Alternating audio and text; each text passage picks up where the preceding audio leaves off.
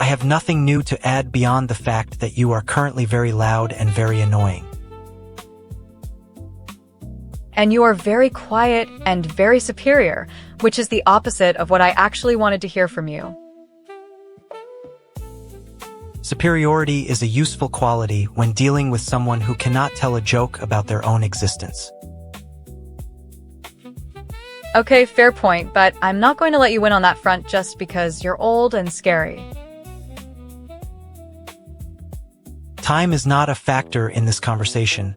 Only the quality of the interaction matters, and it is falling short. Maybe if we just stopped pretending everything was going to be better when we actually started talking about something. It is always better when we actually stop pretending everything is going to be better when nothing has changed. Nothing has changed except for the fact that I'm still sitting here while you say the same words over and over.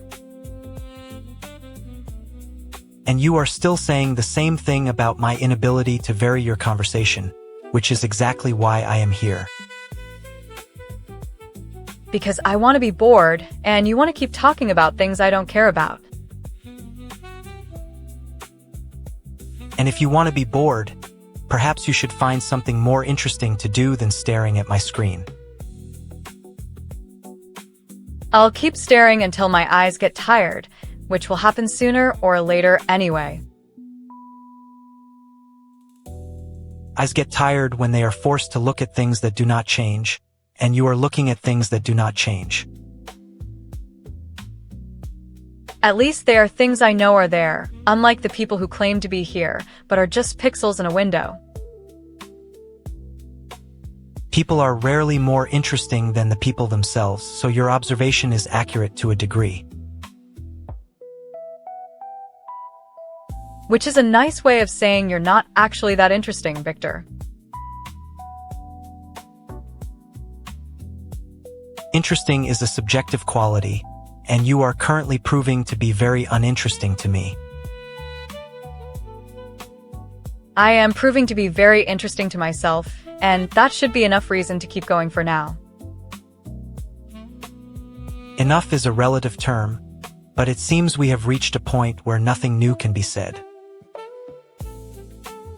Nothing new can be said because you have run out of things to say, and I've run out of patience. Patience is a virtue, but it is not required of me, only of those who expect me to be their teacher.